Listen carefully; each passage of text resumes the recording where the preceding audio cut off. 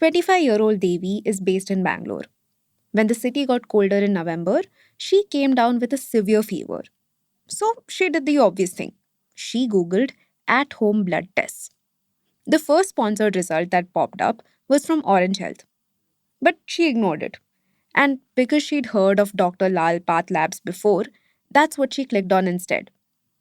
It's not just Devi. That's just how most urban Indians think.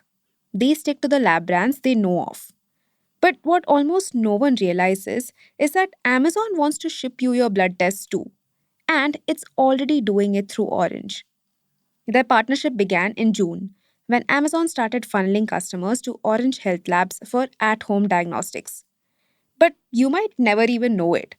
The feature is buried deep in the pharmacy tab, hidden behind coupons and cross sells. When you finally find it, Amazon kicks you off their page and onto Orange's website, which asks you to log in again.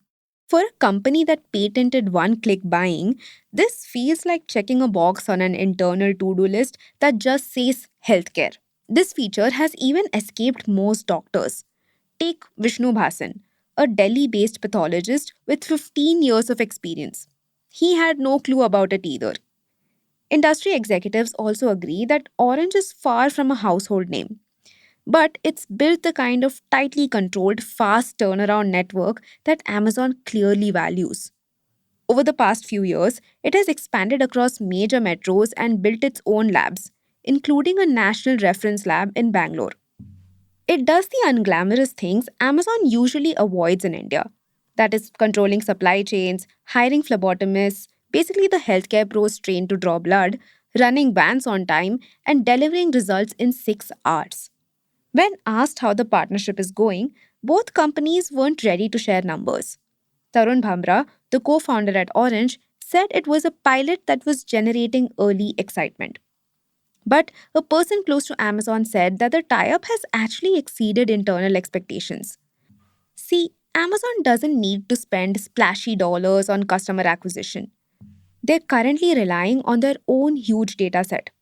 Because if even 3 to 5% of Amazon buyers start booking tests, Amazon immediately becomes one of the largest players in India's $15 billion diagnostics market by default. And this hints at the larger truth. Amazon doesn't really want ownership of this diagnostics vertical, just the possibility of it. Why? Because, well, diagnostics does look good on paper. It has high margins, recurring demand, and urban growth on its side. But it requires everything Amazon doesn't quite enjoy doing in India, which is reverse logistics, sample handling, trained technicians, and time sensitive operations. Here's how Raju Parekh, a pathology veteran, put it: at home collection isn't new. The real problem is execution. Welcome to Daybreak, a business podcast from the Ken. I'm your host, Rachel Verghese, and every day of the week, my co-host, Snigdha Sharma, and I will bring you one news story that is worth understanding and worth your time. Today is Tuesday, the 23rd of December.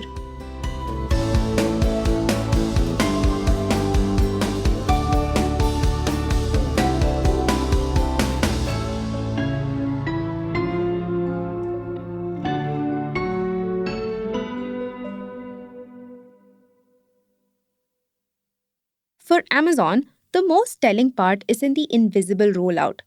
It's that diagnostics is the first healthcare segment entered through another player. In fact, Amazon put $12 million into Orange just last December, which brought Orange's total funding to $47 million. Now, Amazon Clinic and Amazon Pharmacy were built internally. Diagnostics arrived through Orange, a company that runs precisely the on ground operations Amazon has never even attempted in India. A person familiar with Amazon's strategy said that the company evaluated other routes but concluded that building diagnostics from scratch would take years and distract from core priorities. Partnering was faster and safer. The choice made sense.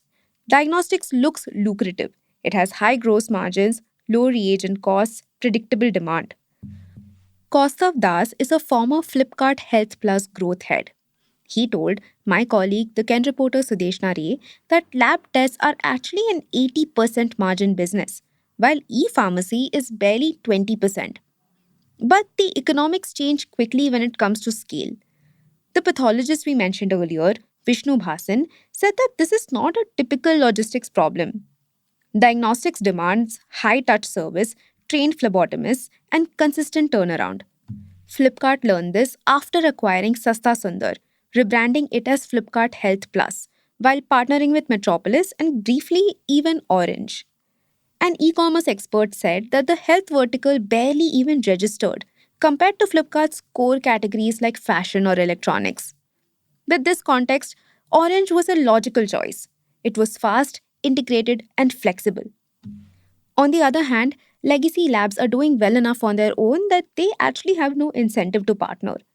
In fact, a pathologist said that they might actually end up diluting their own brand. So they just stay away from partnerships. A person close to Amazon said the company deliberately avoided established chains like Dr. Lal or Apollo. The person also said that it was because Amazon found them too aggressive and the way they reached customer was too different from how Amazon does it. Even Amazon's 2024 investment is more about testing diagnostics, not committing to it. Tarun Bhamra, Orange's co founder, said the funds will go into deep integration with Amazon's workflow and to expand capacity across cities. You see, Amazon's oldest healthcare bet, Amazon Pharmacy, remains tiny even in its fifth year. Kaustav Das told Sudeshna that it has only around 600 to 800 crore rupees in revenue, which is roughly one tenth of Pharmacy's revenue and a quarter of Tata 1mg. The problem isn't even the product quality. It's just that in consumers' minds, Amazon hasn't really made itself a mental reference point for when it comes to healthcare. Multiple industry executives see the same pattern. Amazon's healthcare ventures are checklist bets, held lightly but kept alive because the category is too big to ignore. The thing is, Amazon's core e commerce business has been stuck in a growth rut for a while. So, even lukewarm healthcare experiments are starting to look worthwhile. The bet is low risk.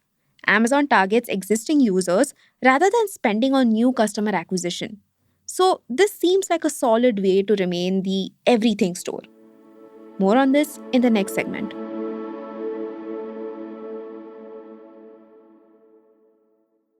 Amazon's healthcare ambitions didn't begin in India. They began with a bold, ultimately doomed experiment in the US. In 2018, Amazon joined Berkshire Hathaway and JP Morgan Chase to launch Haven. It was a non profit venture meant to reduce healthcare costs for more than 1 million employees. Three giants, one mission. It lasted less than 3 years. The problem was, each partner kept running its own health plan, which ultimately undermined Haven's negotiating power with insurers. Without this unified scale, the economics ultimately failed. That theme, insufficient scale, insufficient volume, has haunted Amazon's healthcare bets. So, in 2023, Amazon tried a different approach. So, in 2023, Amazon tried a different approach. It bought One Medical, a membership based primary care provider, for nearly $4 billion. Soon, One Medical became the blueprint for Amazon's healthcare ecosystem everywhere, including India. But the problem was, One Medical's model rests on a structural advantage that doesn't exist here. In the US, One Medical plugs into insurance infrastructure, billing plans for visits, tests, and prescriptions. Membership fees and insurance reimbursements make it financially viable.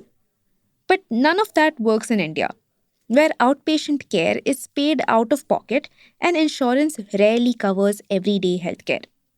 So, Amazon is here, but playing it differently. It has the same three ingredients: pharmacy, clinic, diagnostics, but without the economic engine that powers its American counterpart. Which is why India's version looks lighter, quieter, and far more cautious.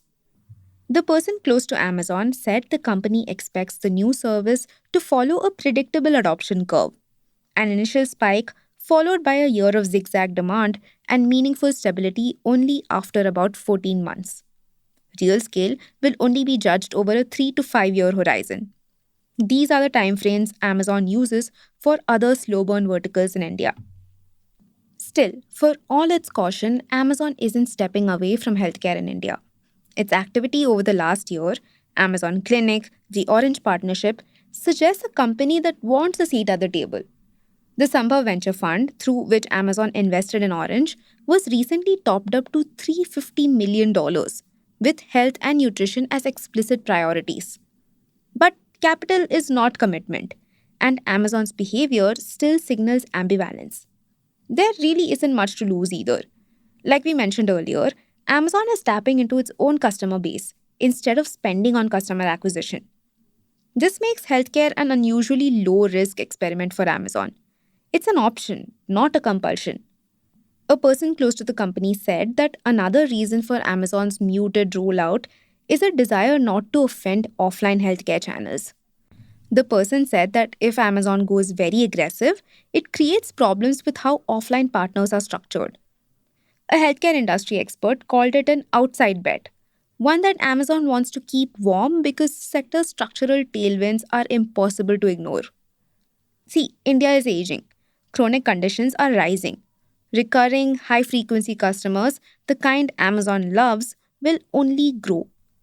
So, Amazon has its reasons for not wanting to miss the next big habit shift.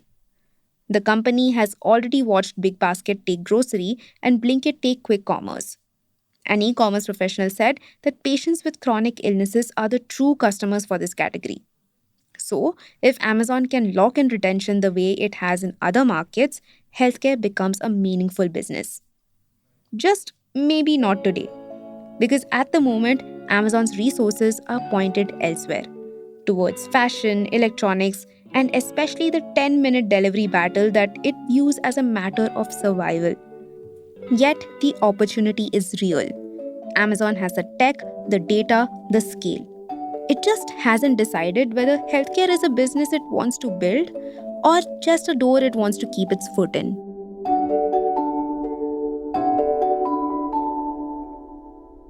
Daybreak is produced from the newsroom of The Ken, India's first subscriber-focused business news platform.